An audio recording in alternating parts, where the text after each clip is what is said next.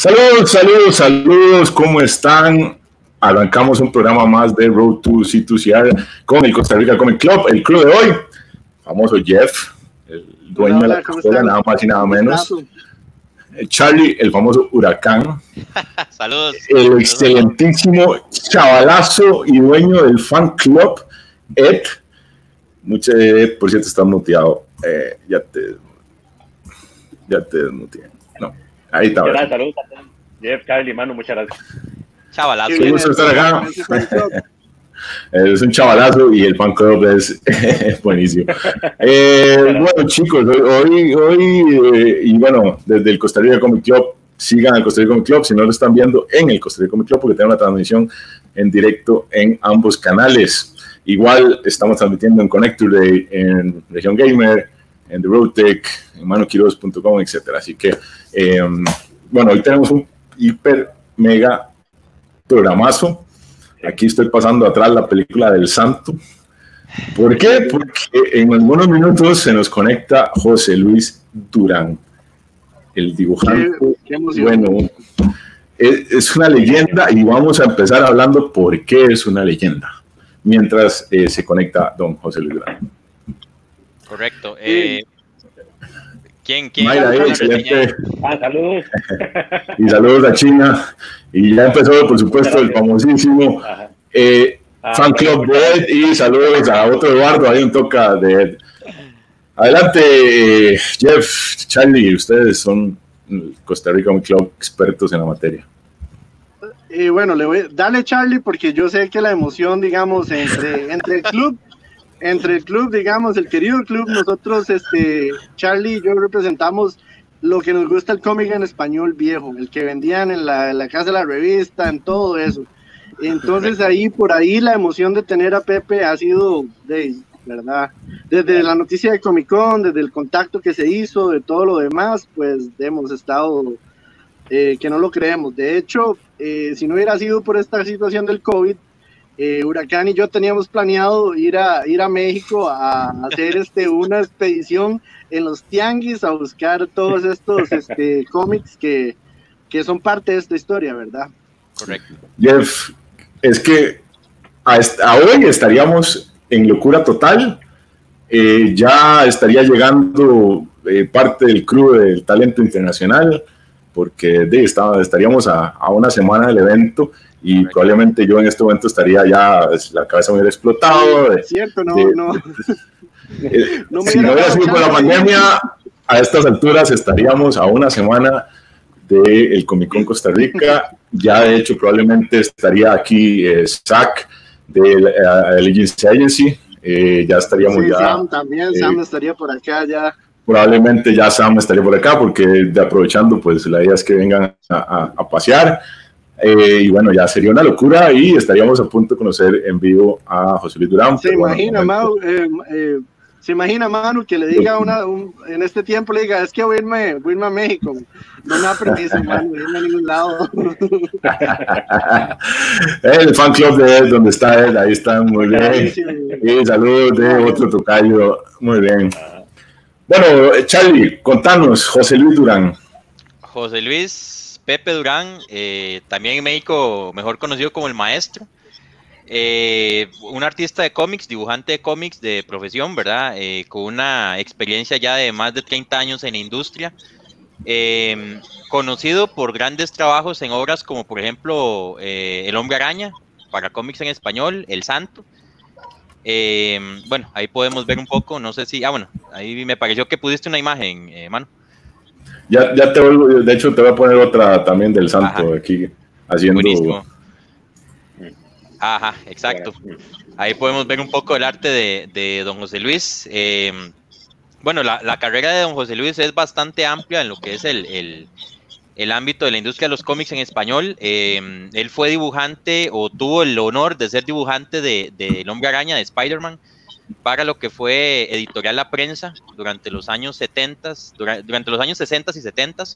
Ahí, bueno, también podemos ver un poco el trabajo que hizo en Los Cuatro Fantásticos, Fantastic Four. Y tuvo, bueno, como tal vez algunos saben, otros no, y ahí podemos dar la nota. don José Luis tuvo el privilegio de crear una historia alternativa del Hombre Araña, de Spider-Man, en la cual, en la parte canónica de lo que es Spider-Man, ¿verdad? De Amazing Spider-Man, como bien sabemos, la primera novia de Spidey, que fue Gwen Stacy, muere en manos del Duende Verde. Esto en Amazing Spider-Man número 123. Sin embargo, para Editorial La Prensa México, Marvel en aquel momento le dio los privilegios a Editorial La Prensa para que ellos pudieran hacer una historia alternativa del Hombre Araña. Es ahí cuando entra don Pepe Durán. Qué arte más maravilloso. La ciudad se bien hecha. Sí, claro, es increíble. Y bueno, ahí, como les decía, ahí es donde entra don Pepe Durán y él nos regala una historia completamente alternativa de Spider-Man, del Hombre Araña, en el cual Gwen Stacy pues no muere y más bien se desarrollan varios villanos y una historia completamente diferente a lo que se desarrollaba en ese momento en el canon americano. Digamos, lo que es la historia alternativa pasó bastante tiempo desapercibida y hasta hace ya algunos años, digamos, ya la historia empezó a tomar valor entre los coleccionistas del medio, ¿verdad? Unos 3 años, Charlie. Tal vez sí, unos 3, 5 años, Jeff, correcto. Bueno, ahí está, esa es una de las portadas más emblemáticas, digamos, de este canon, que yo les digo que no es parte, digamos, de la historia regular, donde Peter Parker llega a casarse con Gwen Stacy. Algo que obviamente en el canon americano no llegamos a ver porque Gwen muere en el número 123. Entonces, como les digo, hoy por hoy los cómics que don José Luis Durán dibujó son bastante cotizados. Los invito a que puedan ver algunas de sus trabajos en eBay, por ejemplo. Los cómics rondan precios bastante elevados, al punto de que inclusive varios de los números de él, dibujados por él, han superado ya las versiones americanas.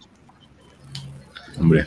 De hecho, bueno, Charlie, digamos, en el momento en el que la editorial deciden no matar a Gwen, es porque el público y el lector mexicano estaba totalmente enamorado de Gwen, ¿verdad? Más que todo por también este aspecto que tienen las mujeres en el cómic mexicano de esa época, ¿verdad? Entonces era esta macha, ¿verdad? Bueno, todos estaban que la adoraban, estaban vueltos locos con Gwen. Entonces la editorial dijo, no, jamás, no podemos matarla, ¿verdad? Entonces continuaron, ¿verdad? Creo que son alrededor de 40, 43 números que bueno, en realidad no hay ni versión digital. De hecho, ahora que estemos hablando con Pepe, podremos preguntarle si él tiene algunas copias de esto, porque de hecho hay anuncios en páginas mexicanas ofreciendo dinero, que quien los tengan, que por favor, que se está pagando de cualquier cantidad de dinero. De hecho,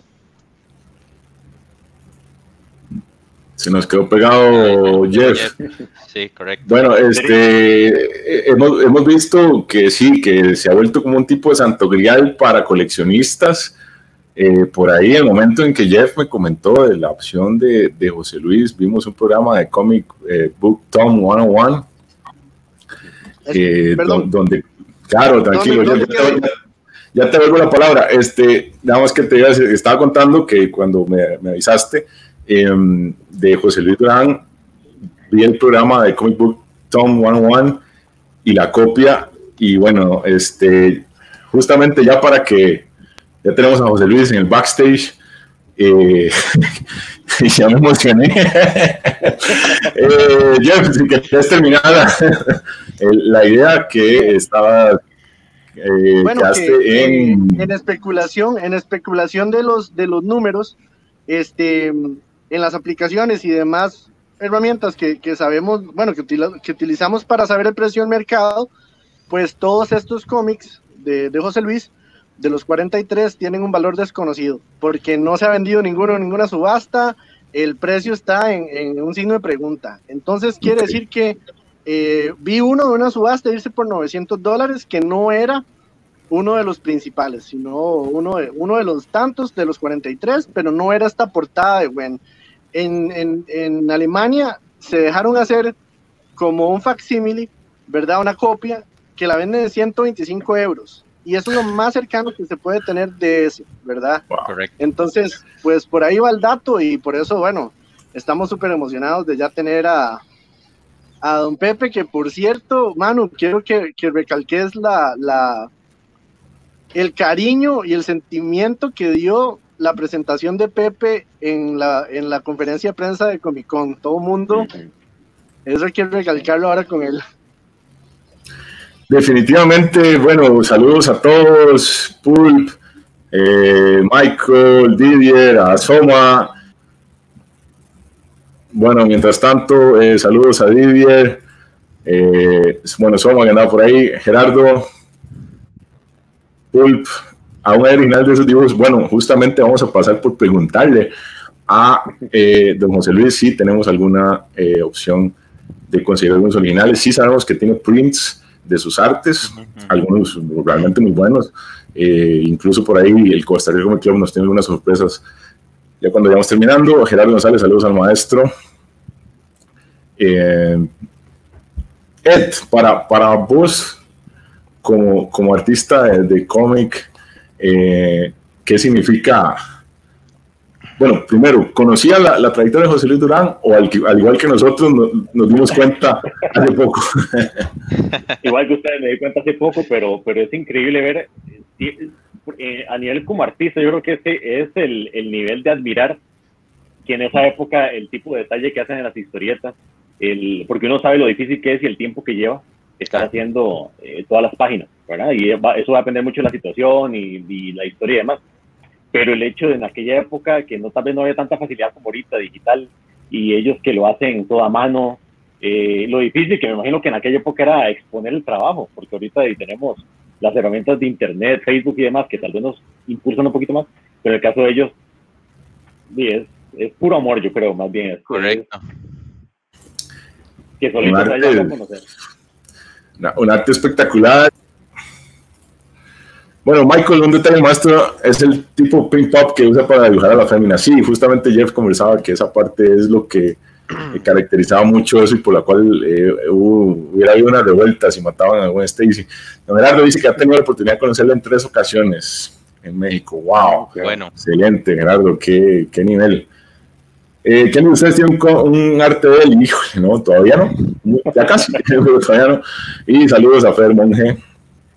Yo de hecho en la colección tengo cómics de antes de que él entrara a la prensa, o sea, un poquito más antiguos, sí. Tengo la primera aparición de Gwen Stacy de Editorial La Prensa y la primera aparición de Mary Jane también. Wow.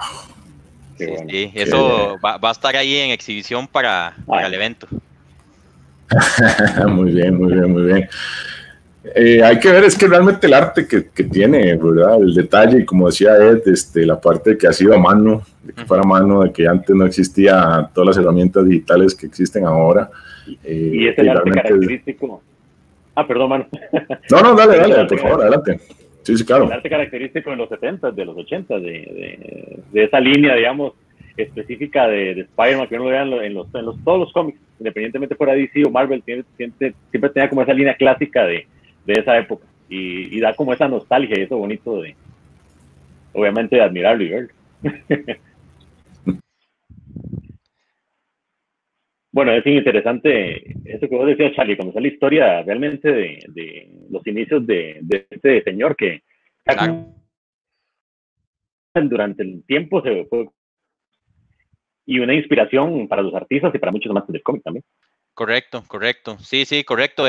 Y como vos decías, ¿verdad? Es un arte completamente característico de aquella época. Digamos, el tipo de boceto que él hacía, bueno, ahí el más llamativo era el de las féminas, que eran completamente voluptuosas, ¿verdad? Eran mujeres grandes. Y el tradicional grafo que se hacía con Spider-Man, ¿verdad? Porque era un Spider-Man bastante musculoso, ¿verdad? Los enemigos también eran bastante grandes, bastante musculosos. Y como vos decías, ¿verdad? Es como muy característico, muy marcado de esa época. Sí, más que después de Todd McFarlane, cuando lo dibujó, las poses de Spider-Man cambiaron mucho. Porque Todd fue el que después incursionó metiendo esos gestos de Spider-Man como más arácnidos, más de algo similar como lo que estamos viendo ahorita, pero Todd se tiró más exagerado con los movimientos para darle ese toque que ahorita vemos en las películas, en los cómics y demás de Spider-Man. Correcto. Y bueno, como parte de los trabajos de don José Luis, ¿verdad? Ahora cuando tengamos ya la oportunidad de hablar con él, tenemos, bueno, lo que fue el sorprendente Hombre Araña, ¿verdad? Él incursionó en Marvel también con los Cuatro Fantásticos. No estoy seguro si él dibujó algo de X-Men, bueno, de Hombres X, podemos preguntarle ahorita. Sí. Y a nivel de cómics mexicanos, él sí tuvo mucho protagonismo en lo que fue El Santo. Creo que El Santo fue una de sus obras también más sobresalientes, junto con lo que fue El Hombre Araña. Y también creo que participó, digamos, en lo que fueron trabajos para lo que fue Águila Negra, creo que es uno de los cómics también de México. Entonces, tal vez ahorita, digamos, ya con más detalle él nos pueda explicar un poco. Claro. Sé que también trabajó como caricaturista en lo que fueron los periódicos mexicanos, previo a comenzar ya, digamos, con su carrera en lo que fue, digamos, ya propiamente en lo que fueron cómics ya físicos, ¿verdad?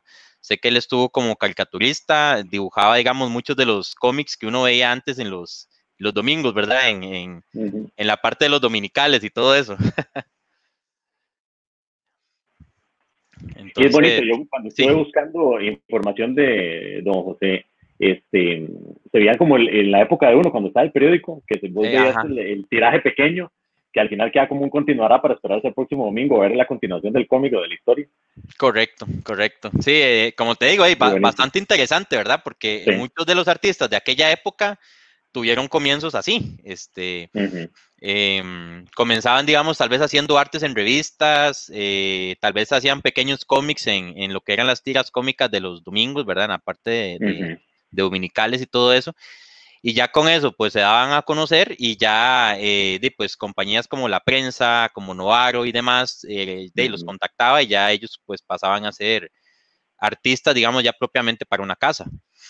Algo muy interesante de los cómics mexicanos, ¿verdad? De lo que hemos venido hablando ya bastante de todo esto, es que México tuvo la característica, bueno, tenemos aquí Editorial La Prensa, tenemos Editorial Novaro, Novedades Editores, todas estas editoriales tuvieron, digamos, aparte de los derechos por parte de DC o de Marvel Comics para poder publicar sus propios cómics, digamos, en versiones de versión americana, hacer la traducción a versión español, de ellos también, digamos, generaron montones de historias, porque, por ejemplo, no vayamos muy largo, ¿verdad? Lo que fue El Santo, lo que fue Águila Negra, todos estos cómics, son propios mexicanos, Fantomas, Kid Acero.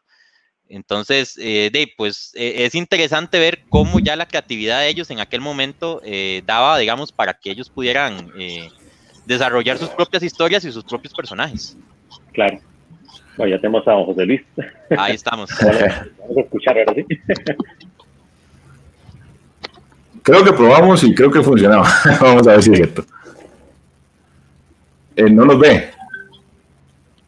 ¿O si nos ve?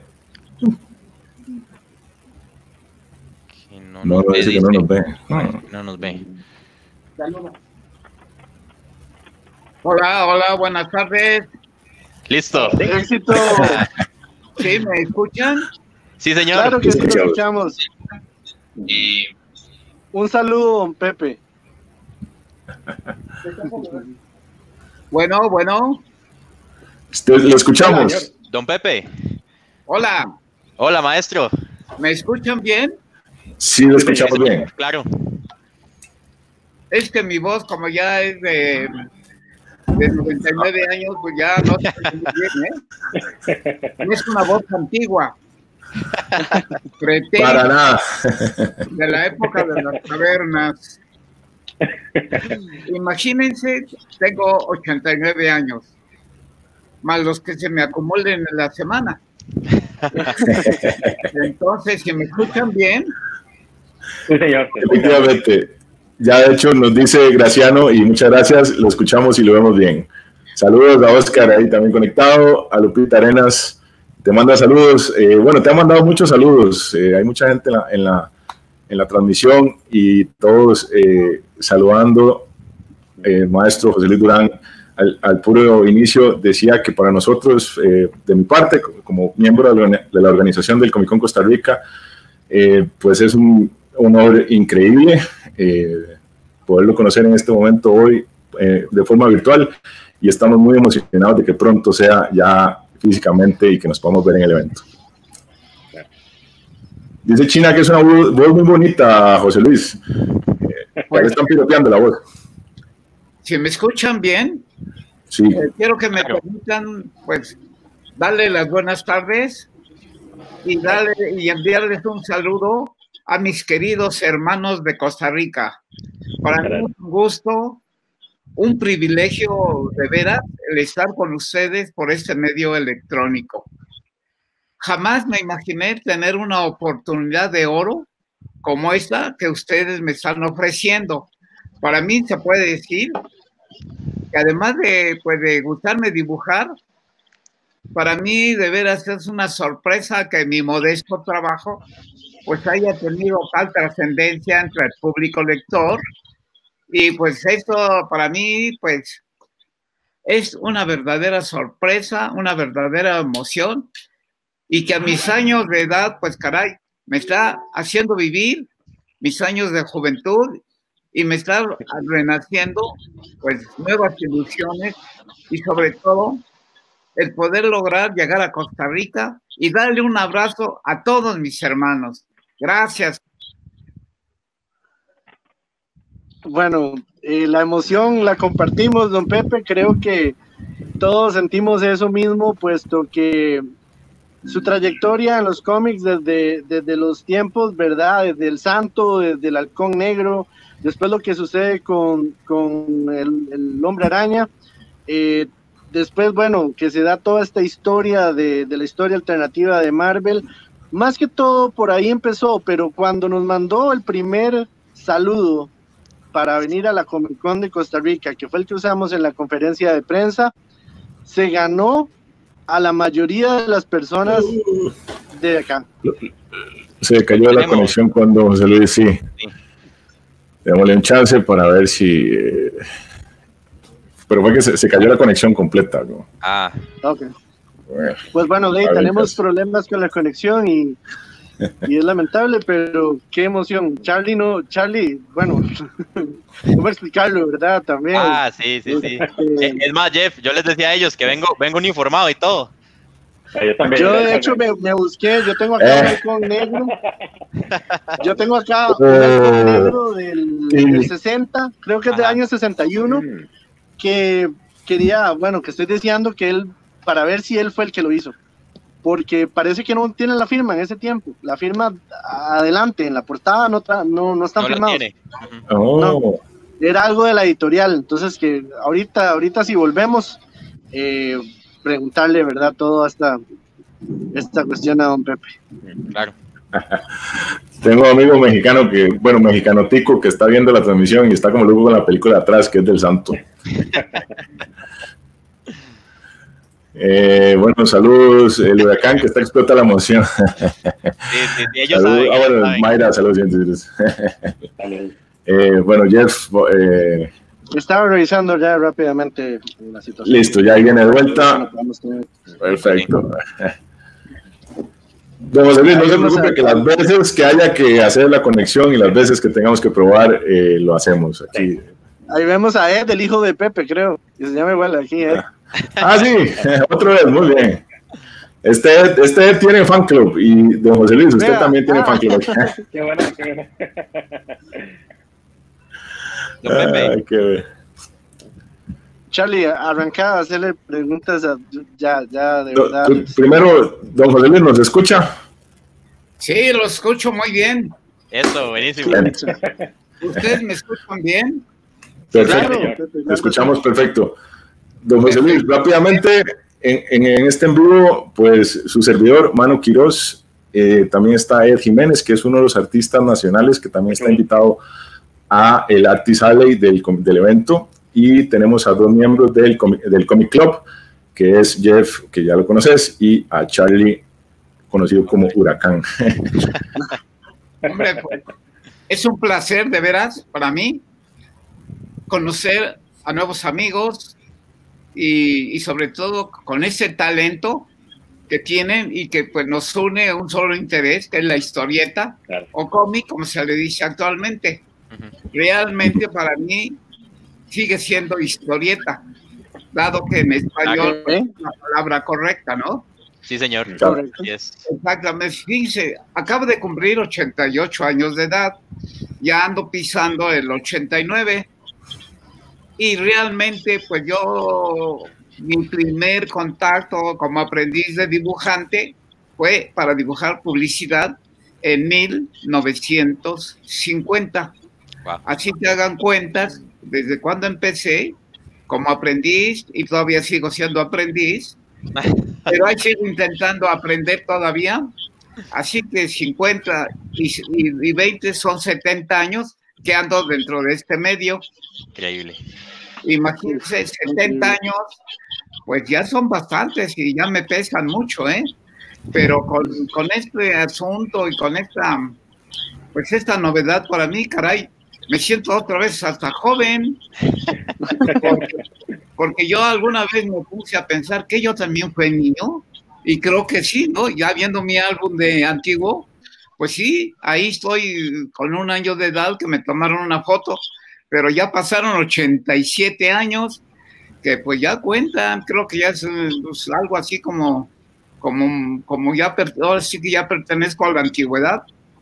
Yo ya viví el siglo XX y estoy empezando a vivir el siglo XXI. Jamás pensé lograr llegar, perdón, pues a esta edad y a este año, ¿no? Ya que según, pues comentaban que en el 2012 se iba a acabar el mundo. Lo malo es que no me dijeron a qué horas. Y entonces vivir coleando y disfrutando pues de los amigos, claro, de mis hermanos de Costa Rica, sobre todo, más que amigos, yo ya los considero mis hermanos. Igualmente.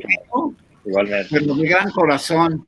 Y además, para mí, como les digo, es un privilegio de veras que se tomen su tiempo, pues para dedicármelo un poco a mí, que realmente, pues yo realmente dentro de la historieta, pues yo me considero modesto como realizador gráfico, y pues me faltó todavía mucho por hacer y mucho por aprender.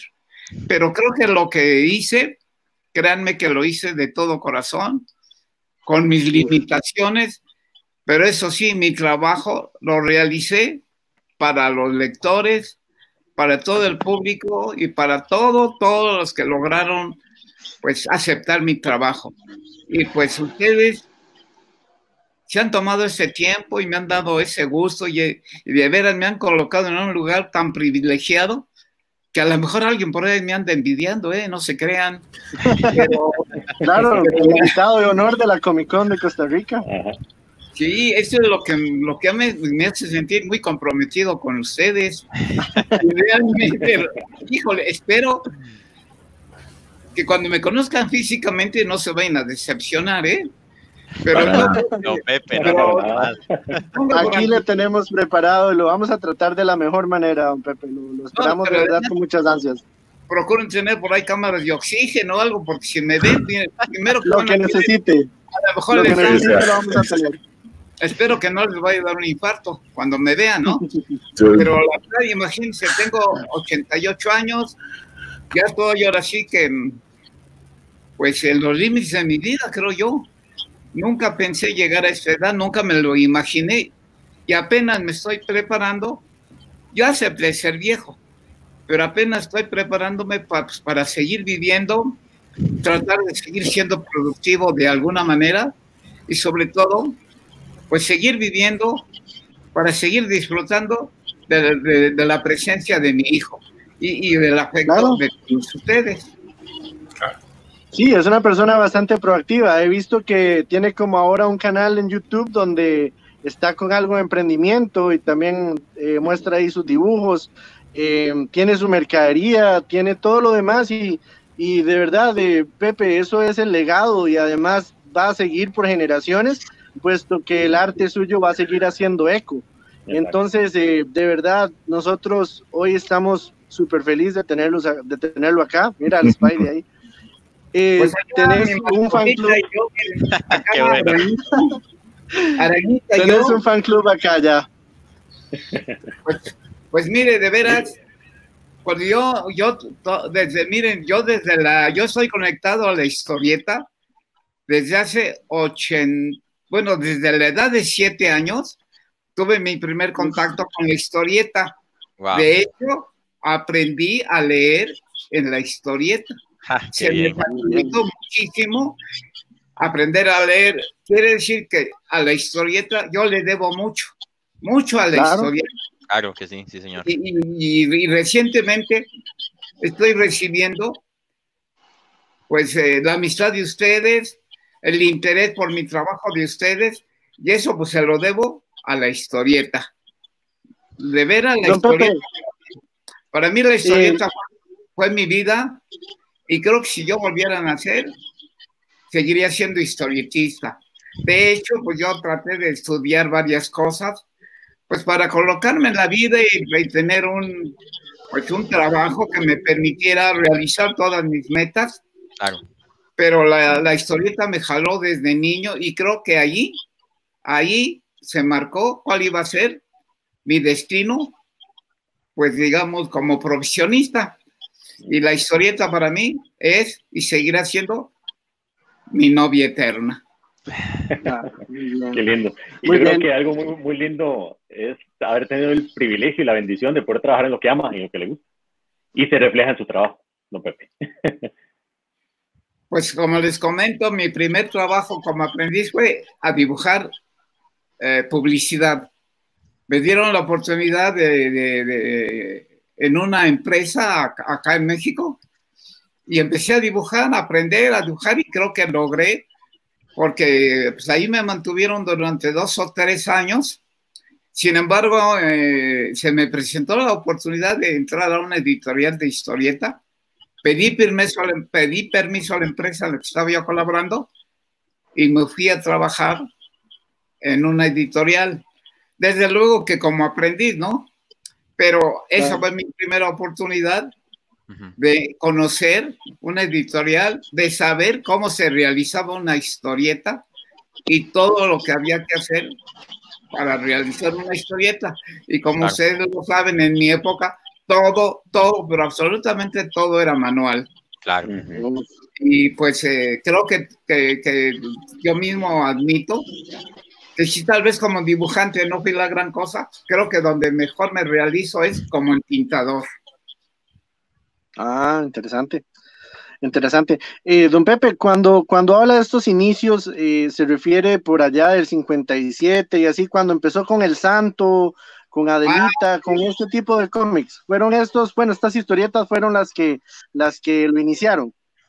Bueno, miren, yo, como les comento, yo en 1950 ingresé a una empresa para dibujar publicidad, pero a mí siempre me estuve practicando dibujos, copiando dibujos de las revistas, y en esa época, pues las revistas nos daban una página al lector para enviar nuestros dibujos. Entonces yo enviaba dibujos y dibujos y dibujos. Entonces la primera oportunidad fue en 1953, que envié un dibujo y no me mandaron el premio que daban en esa época en metálico, en dinero, que eran 15 pesos mexicanos, pero me ofrecieron trabajo, y para mí pues eso fue una gran oportunidad, y como les comenté, pedí permiso, acudí a la empresa y empecé barriendo el estudio. ¿Cómo la ven?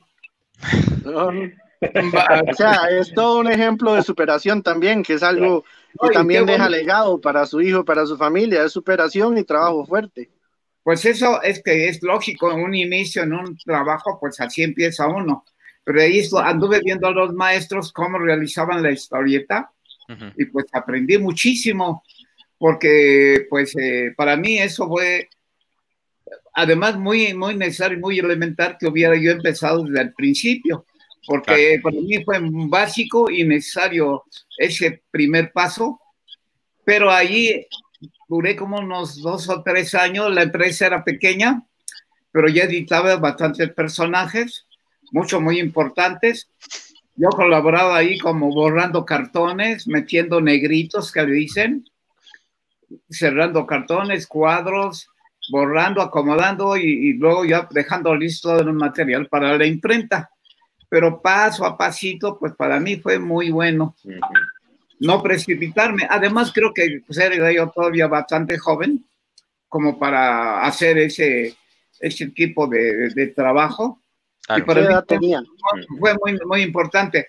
Después que dejé esa empresa porque quebró, me regresé aquí a mi ciudad, Toluca, y puse una agencia de publicidad y que me empezó a funcionar muy bien. Sin embargo, yo seguí practicando la historieta y mandaba yo dibujos a las empresas.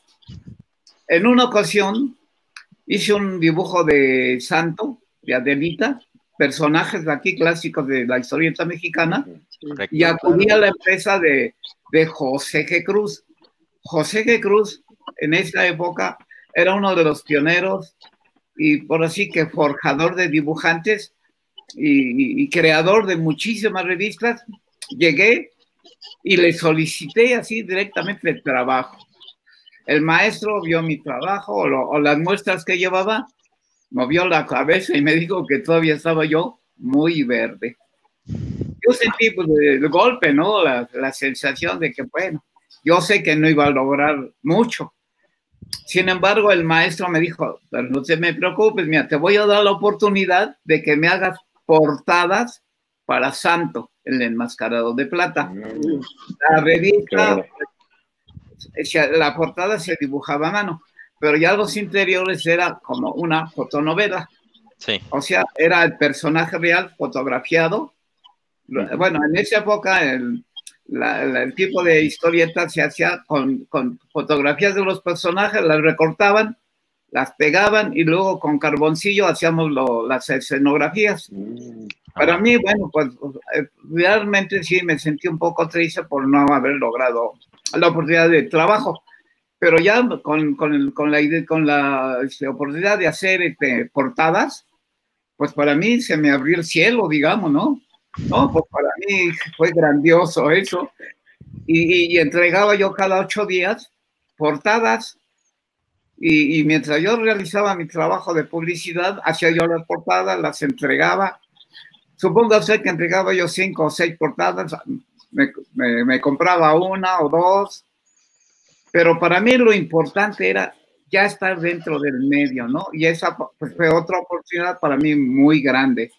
Claro. Pasó el tiempo y pues también por alguna razón, pues ahora sí que pues, ya terminé con la empresa de José G. Cruz y seguí lo que era mío, la publicidad aquí en Toluca. Pero oiga usted, yo fui muy necio, yo seguí insistiendo y historieta. Con decirle que mi primera historieta, y que sí realmente se publicó aquí en Toluca, fue una historieta que hice por iniciativa propia. Nadie me la pidió, sino simplemente dije, me voy a imponer el trabajo de hacer una historieta, a ver cómo me sale. Y me hice una historieta de 200 páginas, imagínense. Wow. Entonces, yo colaboraba en un periódico como dibujante, aquí, un periódico dominguero. Y entonces el director y dueño de la empresa se interesó por el material y me dijo, termínamelo. Y entonces lo terminé, lo imprimió y se publicó. Se publicó, que eso fue para mí pues una satisfacción muy grande. Nada más que como ahora sí que parte de mi historia, nunca cobré ni medio centavo por la historieta. Nunca me la pagaron. Pero ¿cómo se llama la historieta, don Pepe? Mire, la historieta tomé como idea las minas del rey Salomón. Antes se le decía fusil, ¿no? Ahora se le dice adaptación. Okay. Entonces, hice una adaptación de las minas del rey Salomón, le incluí ideas mías, le incluí un romance, bueno, hice lo que pude o lo que quise dentro de la historieta. Y como título le puse El Safari de la Muerte. Wow. Ya les digo que colaboraba conmigo en mi pequeña empresa de publicidad, hizo la portada a color. Y pues se puede decir que era un libro gráfico, porque les digo, tenía 200 páginas. ¿Cómo se...? Sí. La cuestión es que yo me fui de filo no sé de dónde me salió tanta locura y tanta idea, y me fui de filo, y hasta que llegué a 200 páginas. Y bueno, afortunadamente, como le digo, sí se iba a publicar, sí la conoció el público. Pero sería interesante buscar una copia. Pues fíjese que, imagínense, ya tiene más de 60 años. Yo estoy tratando de lograr una copia. Claro. Una preguntita. Porque, pues digamos, a lo mejor fue descuido mío, o problemas con cambios de casa y todo eso, pues se fueron perdiendo algunas cosas.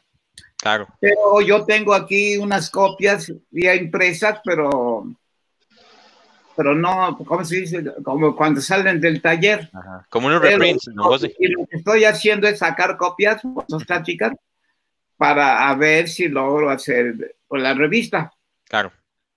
Si me es posible, le puedo enviar por ese medio algunas copias de ese material. Ya le digo, para mí eso fue la primera, pero después yo seguí insistiendo en seguir en la historieta. Luego ya me fui de ayudante con un maestro que conocí en mi primera oportunidad, conocí a un maestro, y al paso de 10 años me fui de ayudante. Estuve mucho tiempo con él de ayudante. Yo comento que ser ayudante pues no es malo, pero no progresa uno absolutamente nada. Uno totalmente subordinado al maestro, ¿no?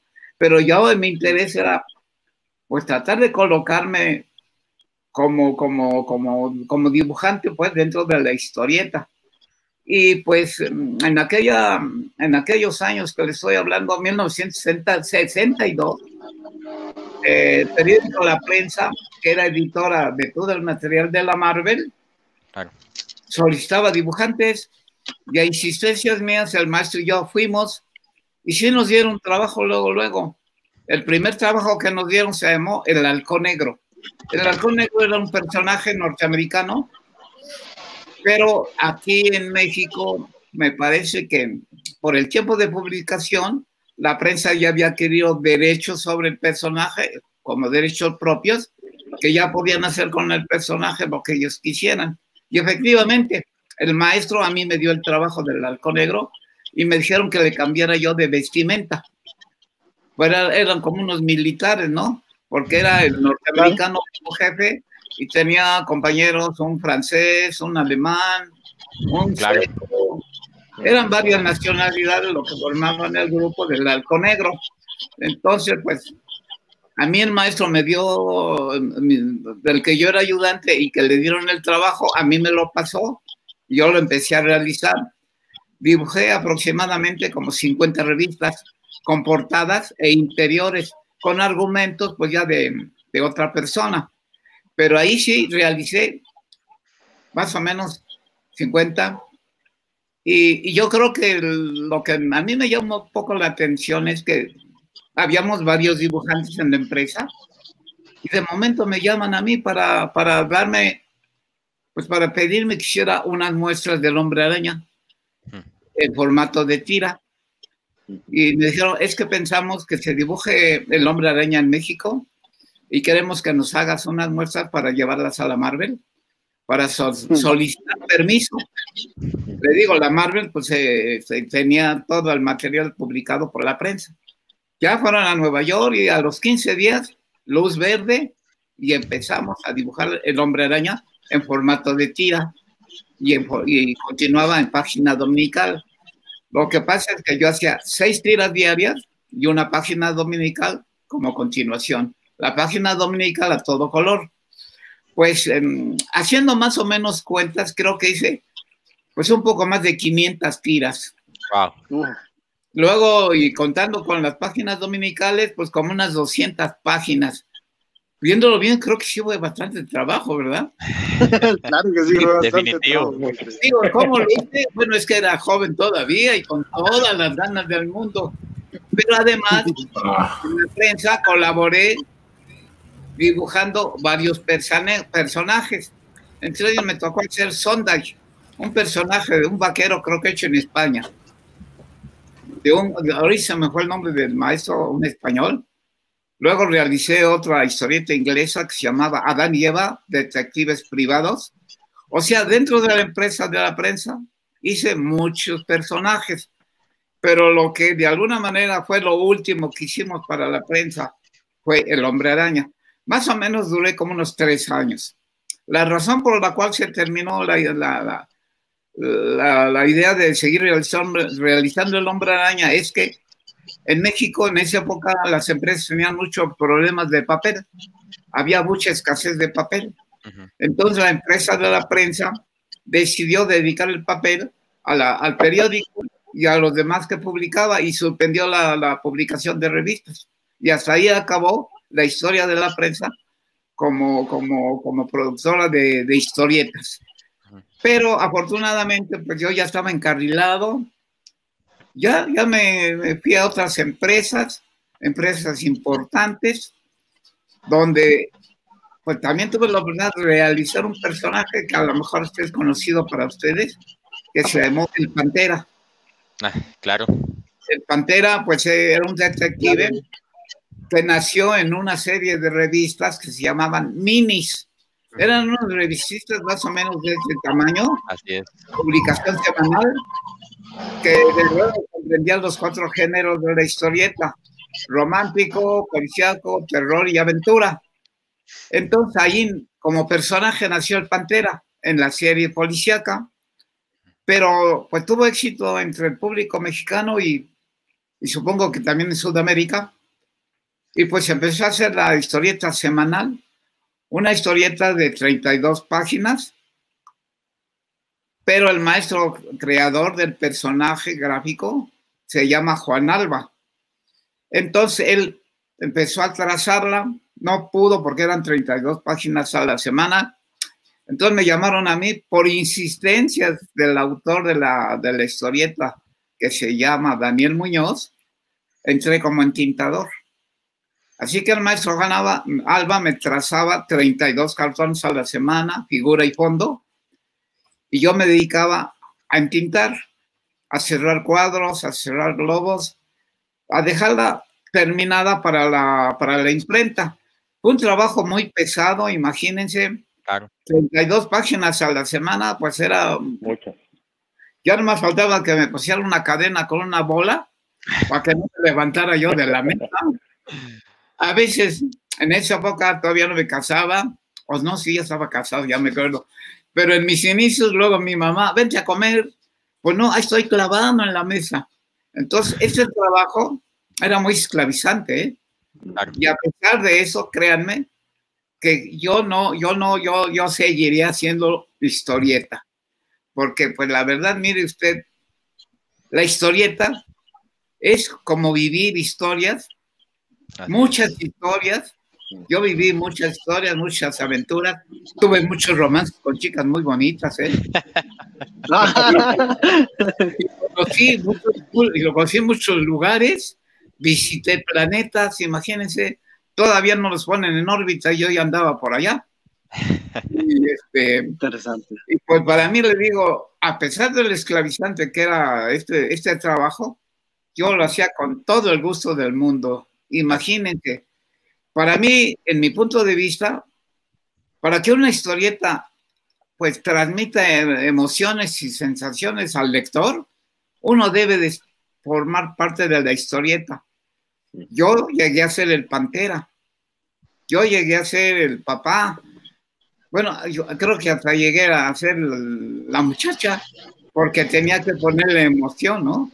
Porque la historieta, cuando le transmite a usted emoción y sensación, estamos haciendo una buena historieta. Una historieta que por muy bonita que esté, pero si es fría, pues no le transmite una sensación. Creo yo que una revista de la cual uno se hace adicto es porque le está mandando a uno algún mensaje, alguna sensación y alguna emoción. Entonces, como les digo, para mí la historieta no ha terminado. Si ya no sigo dibujando, pero la historieta, como les digo, la historieta me está dando muchas satisfacciones y actualmente pues ya nomás estoy esperando a ver qué otra emoción me llega, ¿no? Qué otra cosa sensacional me va a aparecer en mi vida. Creo que mi vejez la estoy viviendo con este gusto y ese placer de estar en contacto con personas como ustedes, lo cual estoy, como decía Pedro Vargas, un cantante mexicano, muy agradecido y muy agradecido y muy agradecido. Claro, don Pepe. Y claro, sí hay una emoción detrás de todo lo que son las historietas, puesto que por eso tal vez en ese momento la editorial decide no darle muerte a Gwen. Recuerda que todo el mundo estaba como enamorado de verla a ella, no querían cortar la historia de ella en ese momento. Entonces tal vez por eso se dio la idea de más que todo hacer la historia alternativa, don Pepe. Mire, yo me enamoré de Gwen. La Gwen por ahí dibujaba el maestro Romita. La verdad, maestro yo Romita, creo que digo, la historieta transmite emociones. Y para mí, claro, el personaje de Gwendolyn me llegó tanto que yo realmente me enamoré de Gwendolyn. Y acá en nuestra versión mexicana, pues nunca la desaparecimos. Y eso es lo que creo que llamó la atención en Estados Unidos, de que mientras ellos lo mandaron al panteón, nosotros lo tenemos aquí vivita y coleando. Y así seguimos. Yo sigo haciendo mi Gwendolyn, y a mi Gwendolyn también la quiero como la historieta. Y como le digo, a mí cuando yo vi la muerte de Gwendolyn, la verdad, lo sentí mucho, ¿no? Claro. Tanto por la emoción que a mí me despertó, y también porque era para mí un personaje muy importante y tal vez hasta necesario para, por lo menos durante más tiempo, durante la serie del Hombre Araña. Claro. Claro que sí. Don Pepe, una pregunta. Bueno, okay. Don Pepe, una pregunta. ¿Cómo fue la negociación de Editorial La Prensa con Marvel para que les permitieran a ustedes hacer una historia alternativa del Hombre Araña? ¿Cómo fue esa historia? Cuéntenos. Bueno, mire, más o menos, como les comento, de entre varios dibujantes que habíamos en la prensa, muy buenos dibujantes, a mí me llamaron para que yo hiciera las muestras. Como les comento, el periódico La Prensa es editora también de revistas. Ellos adquirieron los derechos de publicar el material de la Marvel, desde los Cuatro Fantásticos, la Mole, los Hombres X y todos los personajes de la época. Ellos tenían la primicia, digamos, el permiso de publicar ese material traducido al español. Claro. Entonces, en 1962, creo que nació el Hombre Araña, y al cabo de 8 años tuvieron, pues ahora sí que la idea de realizarlo en México así. Ustedes saben que la historieta en Estados Unidos se publica mensual. En México empezaron a publicar quincenal, de manera que pues nos quedamos sin el colchón, ¿no? Para continuarla. Por lo menos esa es la idea que yo tengo. Pero la verdad es que a veces había que cubrir huecos que quedaban, y a veces la entrega del material por parte de los Estados Unidos no llegaba. Entonces los gerentes de la empresa me llamaron. La vez que yo llegué a entregar mi trabajo, el jefe del departamento me dijo: oiga, dicen los señores gerentes que suba para verlo, lo quieren hablar con usted. Yo de momento pensé que pues, me iban a correr, ¿no? Yo dije, pues yo, ¿qué hice o qué dejé de hacer, no? Pues ahí voy hasta el 9º piso, acá con el tic-tac, dije, pues ahora, ¿qué pasa? No sé, espero que no me fusilen o algo. Me llegaron el gerente y el subgerente. Llegué a una oficina muy lujosa, muy apantalladora, grandota, hasta el 9º piso. Ya me saludaron, platicamos, y cosa rara, me felicitaron por mi trabajo, ¿eh? Ningún editor en México lo felicitaba a uno. Wow. Ya platicamos y de ahí ya salió la idea: quiero que nos hagas unas muestras para el Hombre Araña, formato de tira. Pues ahí como pude, porque yo nunca había dibujado un superhéroe. Si acaso alguna vez había yo copiado a Batman, a Superman, pero nada más como un pasatiempo, ya que normalmente la historieta que yo realizaba pues era lo que hacíamos en México, ¿no? Romántica, de aventura, de terror. Yo me especialicé, por cierto, en el género de terror.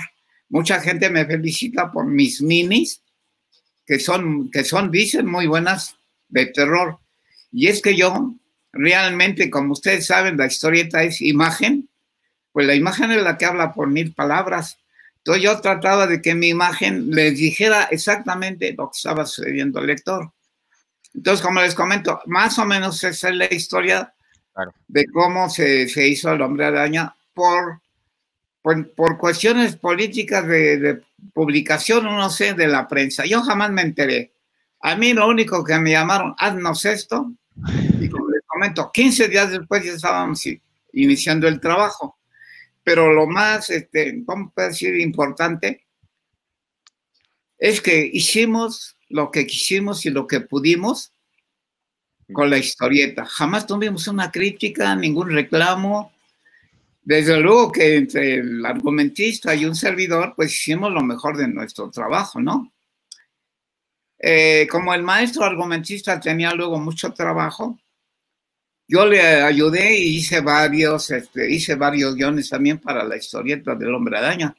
También tuve ese gusto de realizar guiones, pero ahora sí que la cosa negativa del asunto es que la prensa nunca nos dio la oportunidad de darnos crédito. Entonces en las revistas pues no aparecía quién la dibujó, quién la argumentó, quién la borró, nada. Sin embargo, yo ya en las tiras yo dije, esto no me va a pasar. Hice mi cabecita y le puse dibujo Durán y argumento Raúl Martínez. Y entonces por eso todos saben que yo hice el Hombre Araña. Porque en las tiras puse mi nombre y dije, no, a mí no se me escapa. Yo voy a poner mi nombre, no por presunción ni mucho menos, sino porque digo, pues, por lo menos que sepan quién hizo estas barbaridades, ¿no? Y así ya me di a conocer. Luego realicé también en la prensa una historieta hecha en México, en formato de revista, que se llamó El Piloto Fantasma. Un personaje que se puede decir que fue creación de mi jefe y de la persona con la que yo trabajaba. Entre los dos, en equipo, hicimos la revista del Piloto Fantasma. Nunca supe quién hizo los guiones, pero pues eran interesantes las historias. Yo me metí mucho dentro de la historia y tengo un amigo dibujante que me hizo una caricatura donde yo voy manejando el avioncito del Piloto Fantasma y atrás de mí va muy asustado el Pantera, y me hizo una caricatura porque me hicieron una exposición, ¿cómo se dice?, homenaje aquí en Toluca. Entonces este maestro pues admiraba mi trabajo y me hizo una caricatura donde yo era el Piloto Fantasma porque le gustó mucho el personaje. Y no se diga a mí, no. Cuando una historieta, un guión está bien hecho, la verdad es que uno tiene el reto de mejorarla, por lo menos de dar una muy buena idea en imágenes. Y para mí el personaje del Piloto Fantasma, me siento creador del personaje. Creo que es el único personaje que creamos que se ha publicado en México, aparte de un personaje que también yo hice que se llama La Chica de Kung Fu, que es un personaje que yo creo, que fue creación mía. Miren, a ver si se ve la muestra. Ajá. ¿Sí se ve? Claro. Sí, señor. Sí, Miren, claro, lo podemos ver. Miren, yo tuve el Hombre Araña como dibujante durante más o menos 3 años. Como un año después o medio año después, aquí en Toluca, donde yo resido, había una empresa de periódicos que se empezó a publicar historietas. Entonces, yo también creo que soy creativo y llevé a proponer un personaje de mi creatividad. Se lo propuse al dueño del periódico y dice, mira, ¿sabes? Tengo interés en comprar el material de la Marvel para publicarlo en México. Y dice, mejor vente a trabajar conmigo. Entonces ahí retomé el Hombre Araña, pero como director de ediciones. Quiere decir que a querer o no, el Hombre Araña y yo, pues ya somos de la familia. Ya no sé si yo soy su abuelito o su tío de Peter Parker, ya no sé en qué, ¿no? Pero terminamos y sigo pegado al Hombre Araña. Y creo yo que para mí, además de la historieta, el Hombre Araña para mí, pues me han dado muchos beneficios y el Hombre Araña me ha dado a conocer, pues creo que de alguna manera, si no mundial, por lo menos sí universal, digo, ¿no? Sí, sin duda alguna. Vamos tenemos aquí uno de los que está viendo el live, y de hecho, bueno, muchas gracias a todos los que se conectaron. Eduardo, ¿qué consejo le daría a las personas que están iniciando en el rubro de dibujantes? Pues mire, más que consejo sería una especie de orientación, desde luego tomada desde mi punto personal. Cuando uno quiere hacer algo en la vida, hay que insistir. Insistir es como picar piedra, digamos, ¿no? Hasta que la logramos fragmentar, si es que lo podemos hacer. Pero yo, como les digo, yo me inicié desde los 7 años como lector de historieta. Después creo que terminé formando parte de la familia de historietistas mexicanos. Logré ingresar en ese grupo.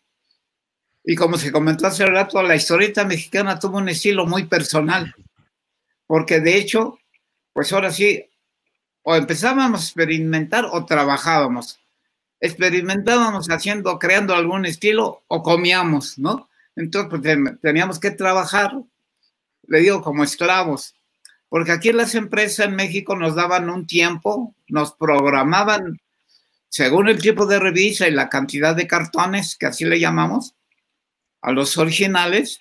Nos daban, de acuerdo a la cantidad de originales, un mes, 15 días, y en ese plazo, en ese término de tiempo, teníamos que entregarle el material. O sea que era muy esclavizante, como le digo. Entonces, pues ahora sí que logramos hacer un estilo, y un estilo también de la época, ¿no? Es muy conocido el estilo de México, tan diferente al estilo actual. Ha habido muchos cambios, más sin embargo, creo yo que la historieta mexicana logró rebasar los 100 años. Según los historiadores, la historieta mexicana nació en el 1908, lo cual quiere decir que en el 2008 cumplió su primer centenario. Logramos rebasar los 100 años. Por ahí el maestro Fontana Rosa, que vino aquí a México, comentó, ya rebasamos 100 años. Y luego dicen que no hay mal que dure 100 años. Es una cosa medio de chiste, ¿no? Pero sí, pero la historieta mexicana, pues como industria terminó como en el 2012. Yo considero que como historieta mexicana, pues ya terminó ese lapso. Sin embargo, en México se sigue haciendo historieta. Ya no, y mexicana, pero sí se sigue haciendo historieta en México. En México hay muchísimo también de talento, como en todo el mundo. En mi época, pues había 1 o 2 mujeres que dibujaban. Ahora, pues ya muchas muchachas ya dibujan. Uno de los problemas que acabó con la historieta mexicana fue el manga. Yo no tengo nada entre esa cultura japonesa de la historieta del manga, porque también tiene su importancia y aprendí uno mucho de ese tipo. Pero todo el mundo se sintió atraído por el manga y a todo el mundo quería dibujar manga. Bueno, cuando se rescata mi chaleco ya quería manga. Entonces, cuando terminó la industria, pues nos quedamos sin trabajo. Pero fíjense que una de las cosas que a mí me gustan mucho de la historieta es que yo logré conocer a los pioneros de la historieta mexicana. A muchos de los pioneros de la historieta mexicana, yo logré conocerlos dentro ya del medio como dibujante. Y para mí fue una cosa sensacional saludarlos de mano, conocerlos personalmente. Digo, muchos dibujantes que me alegraron mi vida de niño con sus historias, tuve esa oportunidad de conocer por lo menos a la gran mayoría de los maestros y fui compañeros y colaborador de las empresas junto con ellos. Digo, para mí de manera personal, pues digo, pues fue una cosa sensacional. Lo último que después me arrepentí de no haber hecho es que me autografiaran ahí un dibujo, me dieran un autógrafo, ¿no? Se me fue. Pero digo, para mí, dentro de la historieta, esa es una de las privilegios que yo tuve de conocer a esos maestros. Cuando la historieta mexicana pues ya acabó, pues nos quedamos muchos sin trabajo. Sin embargo, uno de los pioneros de la historieta mexicana llamado Ramón Valdiosera Berman, que murió a la edad de 100 años, hace como 2 o 3 años más o menos. Lo conocí yo y luego me dijo, oye, Durán, vente a trabajar conmigo. Y le dibujé un personaje que él creó en 1940. Yo lo dibujé en su segunda época, en el 2007. Ese personaje se llamó Mediolitro. Un personaje en caricatura para niños. Este personaje es un caballerito pequeño de la mesa redonda, que yo más bien diría mesa circular, ¿no? Porque redondas son otras cosas. Bueno, disculpe, pero redondas son las pompis de las mujeres, ¿no? Y la mesa es circular. La cuestión es que aquí el maestro le puso el caballero de la mesa cuadrada. Este maestro Valdiosera, cuando yo lo conocí, ya tenía más de 90 años, pero muy trabajador el señor y muy prolífico. Este maestro, cuando era joven, fue creador de muchísimos dibujantes famosos en México, como Ángel Mora, creador de Chanoc, Antonio Gutiérrez, creador de Rarotonga. Y este maestro hizo un grupo de dibujantes y llevó ese material a vender a Estados Unidos allá por 1900, pues, ¿qué le puedo decir? 40, algo así. ¿Y con quién cree que logró trabajar este maestro? Con Harold Foster, el creador del Príncipe Valiente. Claro que en esa época Harold Foster era joven, ¿no? Y empezaba a dibujar el Príncipe Valiente. El maestro fue ayudante de Harold Foster y lo mandaba a los museos a sacar dibujos de los personajes. Entonces el maestro Valdiosera le propuso al maestro hacer, pues digamos, una copia del Príncipe Valiente, pero en caricatura. El mismo Harold Foster le hizo un bocetito en caricatura del personaje que luego logró llamar Mediolitro. Y así se quedó Mediolitro. Yo nunca había dibujado una historieta en caricatura. Pero, pues, digo, si uno quiere ser dibujante de historietas, pues tiene uno que hacerlo todo, ¿no? Porque cada género tiene su diferencia en el entintado, en el trazo. Una historieta de amor tiene que ser muy diferente a una historieta de terror. Entonces, esa diferencia es lo que nos hace un reto para dibujar cada género. Yo, afortunadamente, gracias a Dios, creo que logré realizar los 4 géneros básicos de la historieta. Y pues, logré hacer, creo que me quedó bonito, el personaje de Mediolitro. Lástima que, pues, el maestro a su edad de 90 y tantos años, pues todavía se quedó con la idea de allá de los 40. Yo le recomendé, maestro, imagínense que yo cuando era niño, pues yo no pensaba como los de ahora. Todavía no se inventaba la computadora, ni los juegos mecánicos, ni nada, ¿no? Entonces digo, hay que actualizarlo, maestro. Pues no me hizo caso y realmente eso fue la falla, de que el público lector, sobre todo el infantil, no le agradó la revista, porque pues no estaba actualizada para la mentalidad de las nuevas generaciones de lectores. Claro. Entonces, pues hasta ahí acabó mi historia en ese aspecto. Esto fue lo último que ya hice como historietista profesional. Sin embargo, el maestro Valdiosera me dice, oye, Duranti, así me decía Duranti, le dijo a mi esposa, ¿sabe qué? Voy a hacer famoso a su marido. ¿Qué es lo que va a hacer? Tengo el ofrecimiento de dibujar el Spirit aquí en México y me dio a dibujar el Spirit. Desgraciadamente, después de dibujarle como 8 episodios, desgraciadamente el maestro se tardó en entregar el material como medio año después. Total, que por esa razón se lo rechazaron. Les gustó mucho mi trabajo. Traté de imitar el estilo de Will Eisner, cosa muy complicada y muy difícil, ¿no? El estilo del maestro Will Eisner, pues es inigualable, oiga. Muy difícil de imitar. Y pues logré hacer un trabajo al gusto del maestro y al gusto de los editores un consorcio norteamericano que trataba de rescatar el Spirit. Sí conocen el Spirit, ¿verdad? Me imagino yo que sí. Claro. Un personaje de Will Eisner que nació como en 1940. Era un personaje muy sencillo, un detective vestido de traje azul, sombrero y un antifaz. Simplemente ese era su atuendo. Entonces ya se hicieron 2 películas. Entonces, pues yo logré hacer el material. Desgraciadamente, pues no logré colocarme en Estados Unidos. Otra de las oportunidades que yo me di para colocarme en Estados Unidos fue con una editorial norteamericana que publicaba Vampirella allá por los 70, 80 más o menos.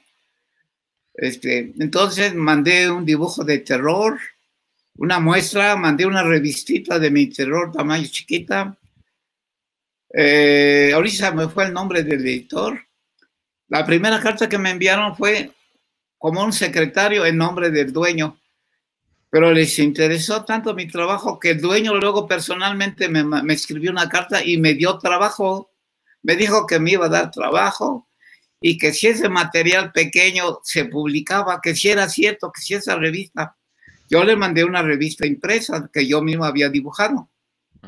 Les interesó el trabajo y querían comprar material hecho en México. Sin embargo, la editorial quebró. Y ahí, pues ahora sí que se fueron todos mis sueños de poder hacer historieta para Estados Unidos. Y pues más o menos es algo de la historia de mi vida como profesional de la historieta. Y pues aquí, gracias a Dios, todavía sigo insistiendo. Todavía sigo viendo que la historieta pues sigue vigente. En un formato diferente, en una forma diferente de hacerse, ¿no? Claro. Pero se sigue haciendo y eso para mí es lo importante, que no se pierda este arte que se le llama arte secuencial. Don Pepe, pero sea como sea, de alguna forma su arte llegó a los Estados Unidos también, puesto que en canales, digamos, en canales de historietas en inglés se habla de la historia de Spider-Man alternativa. Es algo que ha hecho en los últimos 3, 4 años en el mercado de Estados Unidos eco, y de hecho esas historietas, esos números son muy buscados por el público coleccionista. De hecho, o sea, los precios son increíbles. Pues fíjese que para mí lo más increíble ya no es tanto eso, sino que 50 años después se va descubriendo que un servidor, que un historietista mexicano realizó el Hombre Araña. Creo que la Marvel dio el permiso, pero para mi modo de pensar creo que no le interesó saber qué habíamos hecho. Porque imagínense, 50 años después la Marvel se va dando cuenta de que se hizo el Hombre Araña en México, o realmente nomás cobraba los intereses del permiso, o no sé realmente, ¿no? Pero nunca tuvimos ninguna opinión mérito, de eso. 50 años después, para mí fue una sorpresa que todo el mundo descubriera que José Luis Durán realizó el Hombre Araña, y eso, pues digo, para mí ha sido pues, genial y fantástico, ¿no? Porque digamos, y creo que va a dar a más. Don Pepe, eso va a llegar a más, puesto yo siento que Marvel en este momento como industria, ellos andan buscando y están viendo hacia atrás en sus historietas para llenar en películas, para series, para además, bueno, que hasta Peter Porker salió por ahí, son historietas viejas.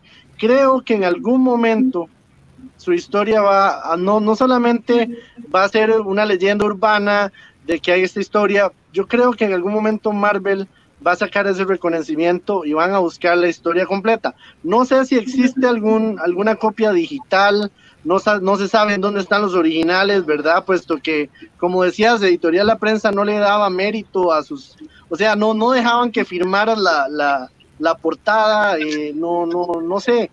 ¿Hay alguna forma de encontrar todo eso? Pues mire, acá en México desgraciadamente no es como en Estados Unidos.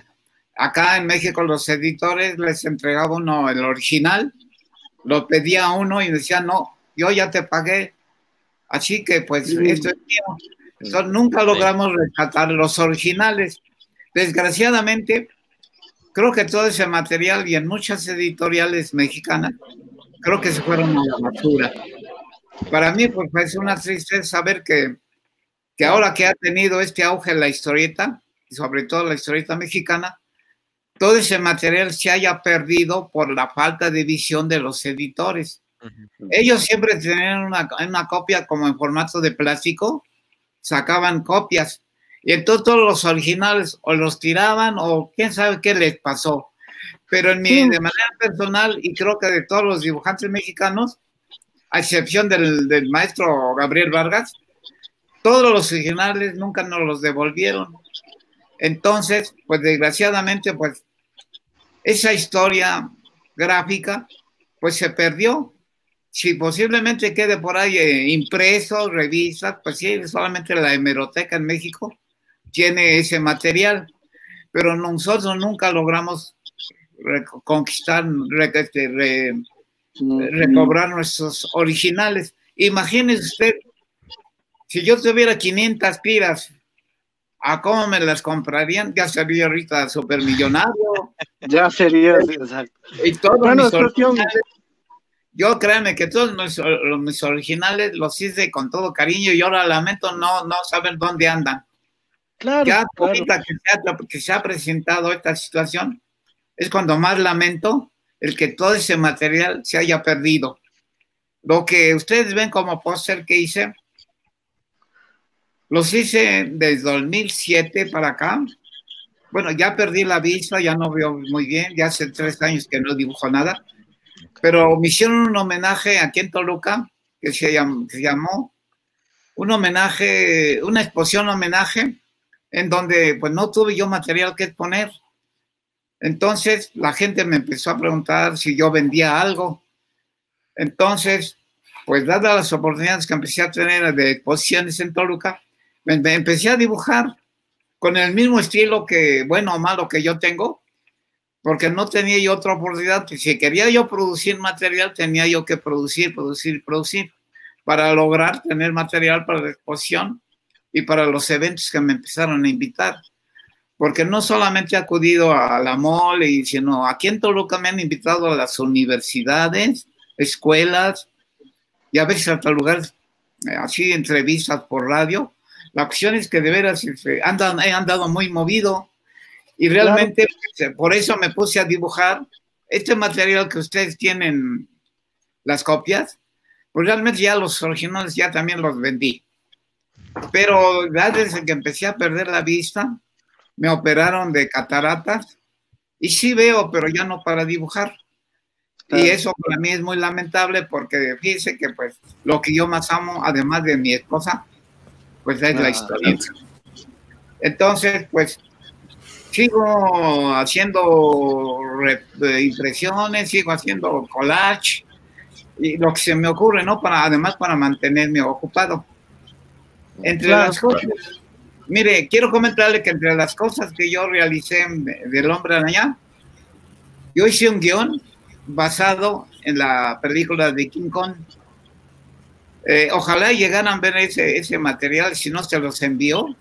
Ah, no, pero ya no tengo las historietas, se las llevaron para reproducirlas. Bueno, yo hice una historieta haciendo una adaptación de King Kong y ahí es donde dice, matamos al Hombre Araña en el primer número. Lo matamos, lo revivimos, lo cazamos, lo hicimos gigante. Bueno, hicimos con el Hombre Araña, creo, cosas que todavía no habían hecho en Estados Unidos.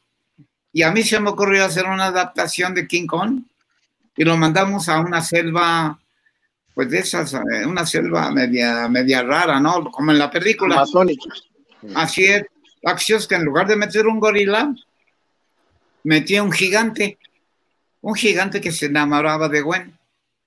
Y más o menos siguiendo la trama, yo le metí ahí cosillas mías y logré hacer, o sea, dentro del Hombre Araña hice varios guiones.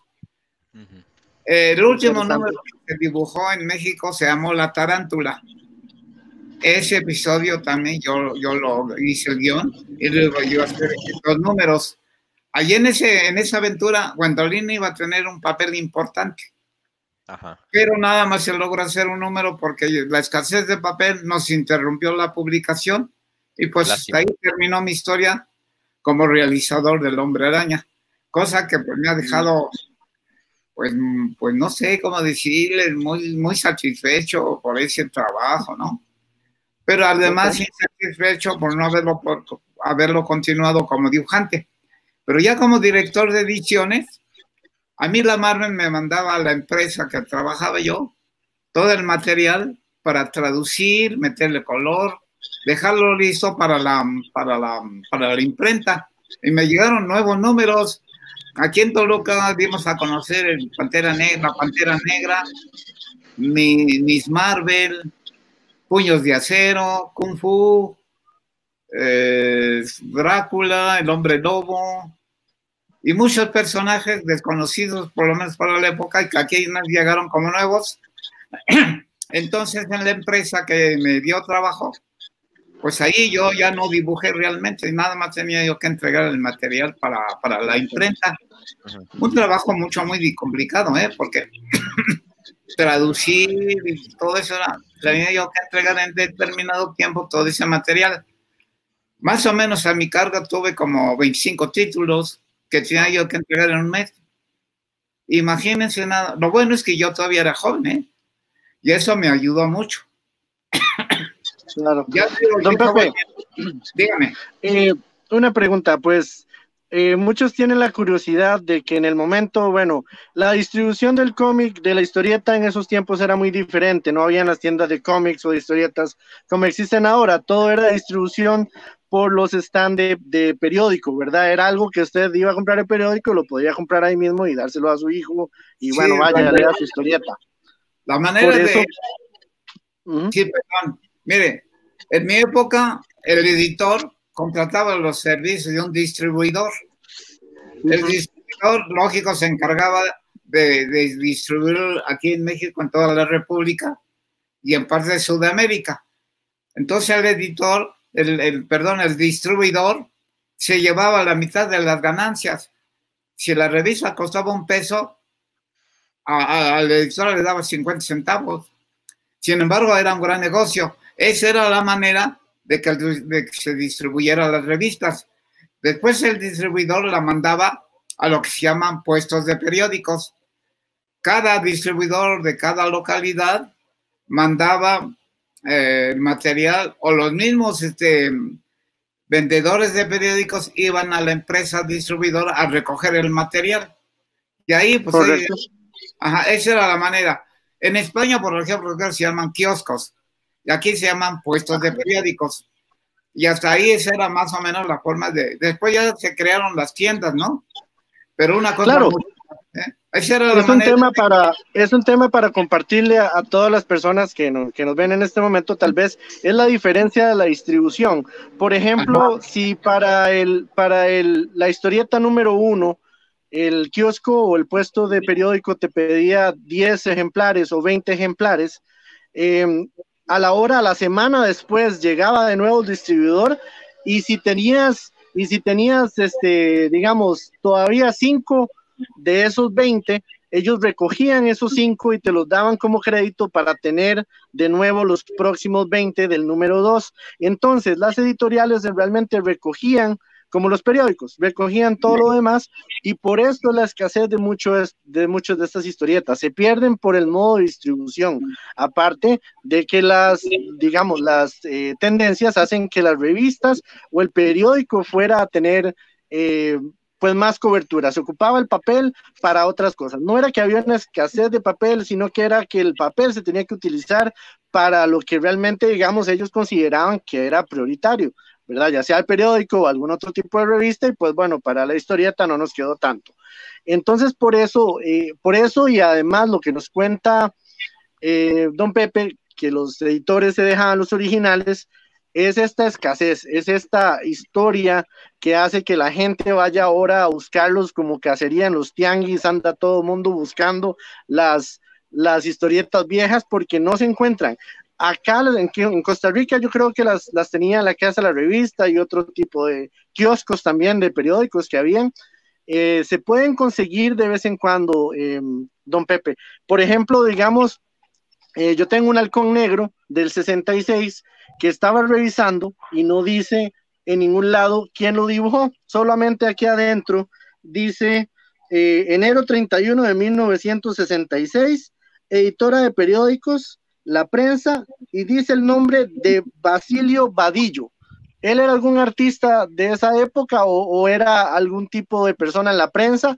¿Era el artista que hizo el halcón en esa portada o no? Sí, le digo, había varios dibujantes en La Prensa, pero digamos que cuando yo la tomé, le cambiamos toda la vestimenta, hicimos algo diferente, pero creo que La Prensa lo volvió a retomar. Claro. Pero pero a nosotros los que dibujábamos allí, pues realmente nos dijeron adiós, porque le digo, uno de los problemas que enfrentaba los editores de periódicos y revistas era que había mucha escasez de papel. En esa época, pues el papel era muy corriente para las revistas, bastante corriente. Ahora, a diferencia de las revistas actuales que vienen, creo que en papel cuché o algo así, un papel muy bueno y muy diferente. Sin embargo, por lo menos esa es la historia en la que nos basamos para la suspensión del material del periódico La Prensa. La Prensa pues sigue publicando su periódico. Actualmente todavía sigue vigente el periódico. Pero en esa época pues habíamos mucho, además de publicar material de la Marvel, La Prensa publicaba, como le digo, material español, que fue Sunday, material inglés, que fue Adán y Eva, detectives privados, y luego material también hecho en México. Había un personaje que se llamaba El Chicano. Entonces publicaba también clásicos ilustrados. Pero pues la historia para mí me llegó así de esta manera. Se acabó el papel y se acabó la producción de revistas. Qué increíble, ¿verdad? Pues bueno. Y don Pepe, la gente están preguntando mucho si vos sabes si el material de Spider-Man de México llegó a manos de Stan Lee. ¿Llegó toda esta historia a manos de Stan Lee, de algunos de los productores en Nueva York? ¿O cómo sucedió? ¿Sabes algo de eso o no? No, la verdad, como les comenté hace rato, la sorpresa para mí fue que después de 50 años, la Marvel descubre que en México se hizo el Hombre Araña. Eso es bastante increíble, ¿no? Increíble. Porque me pone a pensar, bueno, dieron el permiso, la autorización, pero creo que jamás se interesaron en ver qué se hizo. Porque le digo, 50 años después se descubre, pues la Marvel realmente no sé. Bueno, realmente Stan Lee creo que ni se enteró. No sé, pero desgraciadamente pues ya falleció el maestro. Yo me quedé con el deseo de conocerlo personalmente, pero no, fíjese que nunca supimos si realmente Stan Lee se había enterado. Porque de alguna manera, creo yo, como cosa lógica, que hubiera llegado a la empresa del periódico, pues una carta con recomendaciones, con críticas, con algo, ¿no? Pero jamás supimos nada al respecto. Entonces, pues ahí la historia quedó. Pues creo que lo que hicimos en México nada más se supo en México y en Sudamérica, por lo menos en esa época. Y ese descubrimiento que hizo alguien por ahí en Estados Unidos de que el Hombre Araña se había casado, pues eso fue lo que creo que fue la punta del hilo para descubrir todo lo que se hizo después. Claro. Sí, yo escuché esa historia hace unos 3 años y no hay mucho material, no hay mucha información acerca de lo que la hace, lo que es la historia el día de hoy. Hablando del arte mexicano y de que el contenido dentro de la historieta era fotonovela y demás, nosotros teníamos la pregunta de si tenían influencia de lo que eran, como decir, las las pin-ups, las mujeres, el arte de las mujeres en México es muy particular, digamos, hasta en Condorito salía la mujer voluptuosa y todo, como las pin-ups de los 50s y 60s. ¿Había algún tipo de inspiración por ahí, don Pepe? ¿Usted veía tal vez calendarios o de dónde salía esa inspiración? ¿O era un formato que ya todos los artistas mexicanos llevaban, de que así se hacían, digamos, el formato de mujeres? Porque se parecen mucho. Ahí tienes una portada de Vampirella, está también, ¿cuál era la que Charlie le había gustado mucho del catálogo? Charlie, ¿cuál era del catálogo? Había bueno, una portada. La forma muy peculiar de hacer a Gwen, es un estilo único del maestro, ¿verdad? Ajá. Vampirella también. Debo decirle que mi inspiración en sí es la misma mujer, ¿eh? La mujer es la que me ha inspirado. Yo jamás he idealizado una mujer, quiero decir, para mi manera, para mí personalmente, yo jamás había idealizado a una mujer. A mí me gustaría que tuviera la cara de fulana, el cuerpo de sultana, etcétera, ¿no? Claro. Pero en sí, aquí en México, por lo menos, creo que los mexicanos nos gustan así, llenitas, redonditas. y claro que eso es una cosa que al dibujar a una mujer estamos expresando nuestro propio, digamos, nuestra propia sentir. Claro. O tal vez nuestra propia idea de lo que es la mujer que nos gusta. Pero pues así me nació, ¿no? Simplemente porque pues aquí, como le digo, los mexicanos tenemos ese concepto de la mujer llenita, a diferencia digamos, de la mujer norteamericana, que es delgada, ¿no? Muy diferente. Y aquí, pues en México, a los mexicanos, somos machos, ¿no? Muy machos de Jalisco, nos gustan muy llenitas, redonditas. Entonces, esa es la referencia, puesto que sí, eso es curioso de ese periodo de las historietas mexicanas del 50, 60, todos tienen esa particularidad. Me imagino que también por eso era que estaban enamorados. Me imagino tener 10 años, 12 años, 14 años, ir con mi papá a comprar el periódico y pues bueno, papá, me compras esta historieta, quiero verla, ¿verdad? Entonces, por ahí, bueno, eso nos da un poco más a entender, digamos, el éxito, porque era un éxito rotundo. Lo que hablabas ahora de que en México se sacaba un número cada 15 días y en Estados Unidos se sacaba de forma mensual, la editorial buscó, era mucha la demanda, se vendía demasiado, más cuando llegó Romita, se vendía demasiado, la gente quería comprar más, obviamente a las editoriales y a los puestos de periódico les interesaba vender más, por eso se sacan estas historias alternativas que no necesariamente concordaban con la historia mensual en Estados Unidos, ¿verdad? Por eso ahí hay un desfase y ese desfase nos da el nacimiento a esta historieta alternativa que sucedió. Don Pepe, entre los que estamos hoy presentes, Ed Jiménez es un artista moderno, ¿verdad? Él usa todo el tipo de digital y demás. Bueno, este carajo, y además de que es una gran persona, seguro hace dibujos en tercera dimensión. Entonces, por eso lo tenemos por acá, porque él como artista tal vez tiene una conexión con usted que tal vez nosotros tres, que somos nada más fans, no tenemos. Entonces, Ed, si tenés alguna pregunta para el maestro a nivel de artista, creo que hay varios artistas conectados que también quisieran hacer preguntas. Entonces, démosle un chance a Ed a ver qué nos dice. Muchas gracias, Jeff.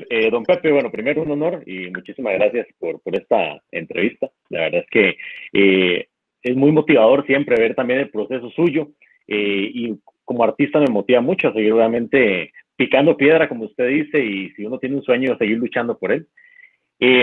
Mi pregunta tal vez va a nivel de proceso, porque normalmente, bueno, actualmente nosotros, algunos artistas que trabajamos en digital, tenemos ciertas herramientas que nos van a facilitar hacer otro montón de cosas que a la hora de hacerlo manual llevan como más tiempo. Y supongo que en aquella época era también de más dedicación. El proceso a la hora de hacer usted un cómic y tal vez a los proyectos personales, ¿usted cómo era ese proceso? Porque normalmente uno tiene que les recibe el guión, uno hace los bocetos, los envía. Hay artistas que normalmente, y he visto como Eric Larsen con Savage Dragon, él empezaba a hacer los dibujos directamente, todas las ideas que se le venían en la cabeza, empezaba él a dibujarlas, a hacer los trazos inmediatamente. Entonces me gustaría mucho conocer su proceso en todos los proyectos y en los personales también. Pues miren, si más o menos entendí su pregunta, porque mire, uno de los problemas que ya tengo es que ya tampoco oigo muy bien, pero digamos, si hablamos del proceso de una historieta, de la realización, bueno, ustedes saben que básicamente necesitamos un guión. Desde luego, un historietista puede hacer propios guiones, puede dibujar, puede borrar, puede poner color. Un artista, un historietista completo, pues está capacitado para hacer todo eso. Entonces, pues acá el guionista nos daba el guión escrito y nos ponía toda la ¿cómo se dice? Nos describía a cada personaje cómo era. Entonces, ya nosotros como dibujantes teníamos que crearlo en base a la idea del guionista. Y ya nosotros pues, lo hacíamos, pero ya, como le digo, con una guía. Desde luego la guía no era más que eso, una guía, pero nosotros teníamos que poner algo también de nuestra parte, pues con la intención de mejorar esa historia. Porque en México normalmente los guionistas no sabían dibujar. Entonces, pues nosotros teníamos que realizarlo pues de la mejor manera, pero en base a las características que nos decía el guionista. En mi manera personal de trabajar, yo iba a recoger mi material ya con letra, me daban los cartones ya con letra, me daban el guión escrito, y mientras yo regresaba de la Ciudad de México a Toluca, leía yo el guión escrito, y luego leía yo el guión ya escrito en los cartones, y me iba yo formando la idea, ya la iba yo creando dentro de mi mente, cómo lo iba yo a hacer. Entonces ya cuando llegaba yo a mi vamos a decir, estudio, yo le llamo taller de dibujo, pues ya llevaba yo casi hecho la historia, aunque sea de manera mental o imaginaria, pero ya así me facilitaba yo la realización de la historieta. Ya que claro, con el trabajo y dificultad que representaba cada guión, pero por lo menos esa lectura me ayudaba mucho para irla formando. Ya la historieta, pues ya casi la llevaba yo creada en mi mente. Pero ¿Y así, esos proyectos? Ahorita me acordé de algo que también me gustaría comentar. La prensa en 1951 dio a conocer en México las primeras historietas en tercera dimensión. El cine también nació en tercera dimensión, más o menos en esos años. Yo tuve la oportunidad de ver las revistas de tercera dimensión. Oiga, un trabajo que se publicaba en blanco y negro, no por decir, pero en 3 impresiones, café, azul, y así fuera de registro. Cuando ya se ponían los lentecitos, esos 3 dibujos o esos 3 colores se unían y formaban la tercera dimensión. Solo que no progresó precisamente por la dificultad y lo cansado que era ver una historieta con los lentecitos y las películas. Pero ese fue un detalle que para mí, pues digo, no se me olvida porque ya después ya entré a trabajar en la prensa. Pero no sé si se enteraron que también se hizo historieta en tercera dimensión. Pues hace 70 años. Sí, yo creo que era parte de intentar innovar para captar más lectores en su momento también. Bueno, perdón. No, que son parte de las innovaciones que me imagino que tendrán en la época también para ir captando más lectores en aquella época. Ajá, sí. Muy bien, bueno, Ed, gracias. Vamos a agradecerle a la gente que está conectada, a Andrés, Rulo, Omar, China, a José de Marvel Club CR, un gran saludo, Michael, Eduardo, muchas gracias a todos por estar conectados. Estos artes que hemos estado mostrando, el Costa Rica Comic Club, a través de Jeff, vamos a tenerlos algunos a disposición en Costa Rica. Así que para los que estén interesados en conseguir algunos de estos artes impresos, firmados, por supuesto, por el maestro don José Luis Durán. A través del Costa Rica Comic Club los pueden conseguir para que estén pendientes. No sé si queda alguna última pregunta para que cerremos la sesión de hoy. Tal vez de mi parte, maestro, nos gustaría saber, digamos, creo que hablo por todos los que estamos ahorita en el programa. Si tuviéramos, bueno, en el caso suyo, maestro, si tuviera que escoger 3 personajes de toda su trayectoria, que usted diga, estos son los 3 personajes con los que le tengo más cariño, ¿cuáles serían, maestro? Coméntenos. 3 personajes. 3 personajes. Pues mire, desde el punto de vista mexicano y de la historieta mexicana, el Pantera. Pantera. El Pantera. Si hablamos de nada más de personajes hechos en México, pues Adelita y las guerrillas. El personaje de Adelita también para mí fue un enamoramiento del personaje. Fue mi primer novia que se publicaba en una historieta, claro, porque la muchacha era muy voluptuosa. Y además déjeme comentarle que esa muchacha tan voluptuosa la dibujaba una mujer. Ah, interesante. No era dibujada por un hombre. Después ya me enteré que la que dibujaba Adelita se llamaba Delia Larios. Ahora, pues, que ella sigue viviendo actualmente, pues tendrá también unos 80 años ya de edad, ¿no? Sí. Pero eso fue lo novedoso, de que el señor José G. Cruz hacía sus revistas con varios dibujantes. Una misma historieta la hacían entre varios. Claro. Y ahí le tocó a Delia Larios crear a Adelita, un personaje muy voluptuoso, muy bonito, y yo creo que ahí también me sirvió de inspiración, ¿no? Sí. Porque yo dibujaba mucho a Adelita. Yo creo que de ahí también ya me quedó la idea de... Además, no sé si usted conozca el personaje de Adelita. Lo he visto bueno, por lo menos en mi caso, yo sí he visto un poco de la trayectoria suya, maestro, y sí, bueno, he visto los trazos que usted llegó a hacer ahí con el personaje. Pues sí, ese fue creo que una de mis primeras inspiraciones, Adelita, en el aspecto mexicano, y pues creo que volvería yo a ser el medio litro, desde el punto de vista mexicano, ¿no? Mexicano. Pero ahora sí que, pues el Hombre Araña, pues fue una oportunidad. Claro.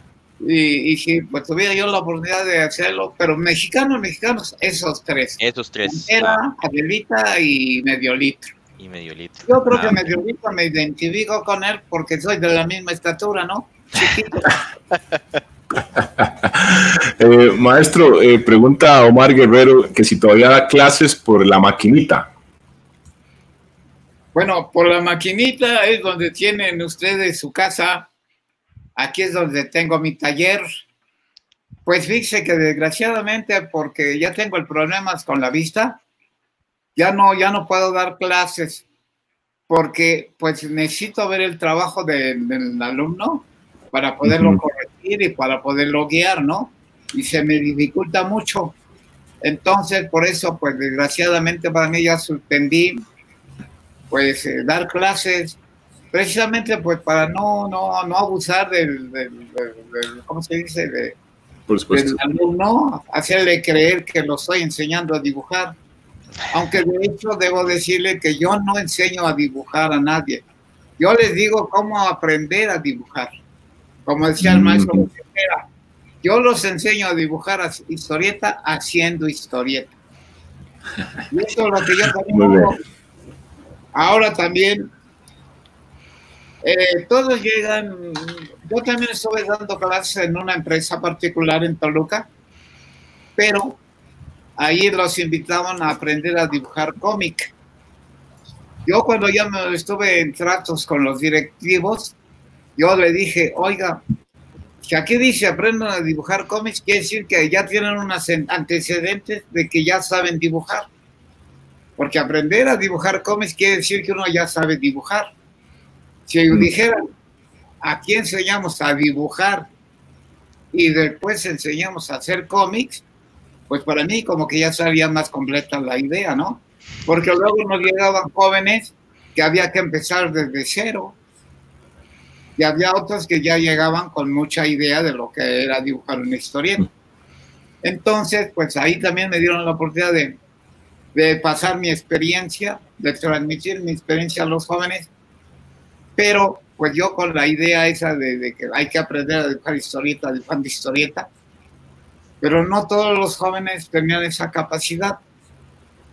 Aquí cuando yo daba clases, yo les pedía a los jóvenes que me trajeran dibujos que ya habían hecho, y lo primero que yo les ponía a hacer era que me dibujaran algo, precisamente para ver cuál era su facilidad, cuál era su manera de dibujar, qué idea tenían, y en base a eso yo me daba cuenta más o menos de lo que se podía hacer con los jóvenes, ¿no? El último joven que puedo considerar yo como mi alumno es un jovencito de 12 años, pues que ya estaba queriendo dibujar para Estados Unidos, y él dice, bueno, a ver, ¿qué es lo que quieres? ¿Aprender a dibujar o hacer animación? Ya me dijo que quería hacer animación.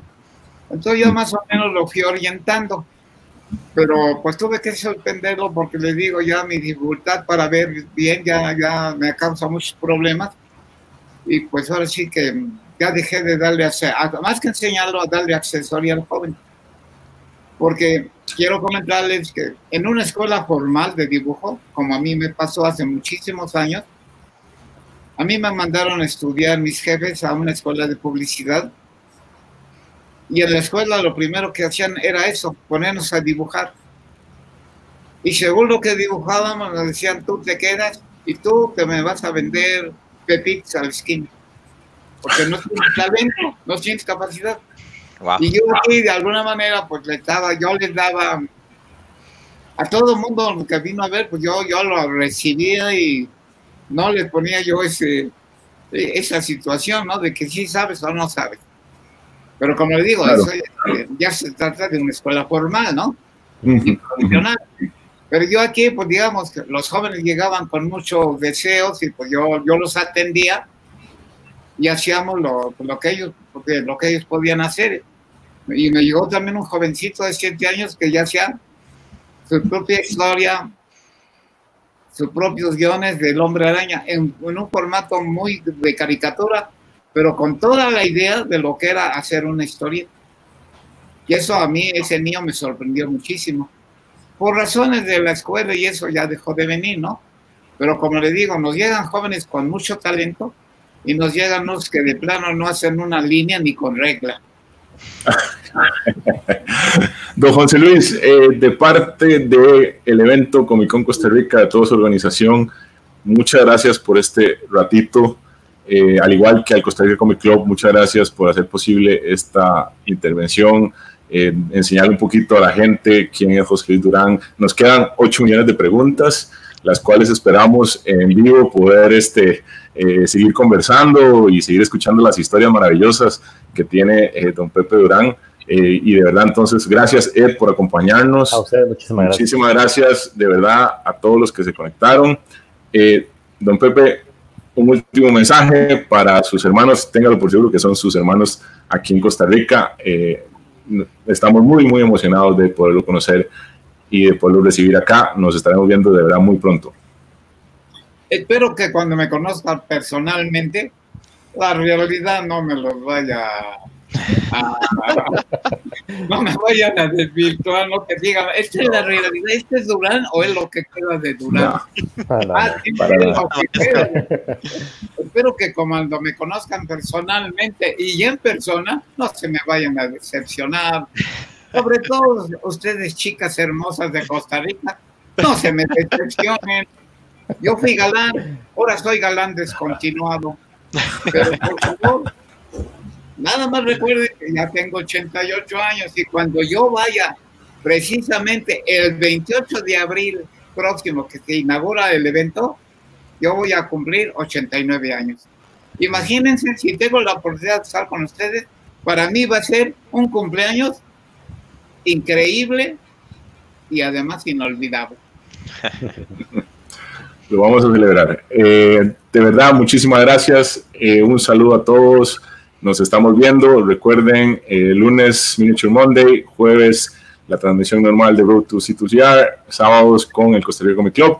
Muchas gracias a todos de verdad y nos vemos entonces muy próximamente en nuestra siguiente transmisión. Muchas gracias. Hasta luego. Saludos. Gracias.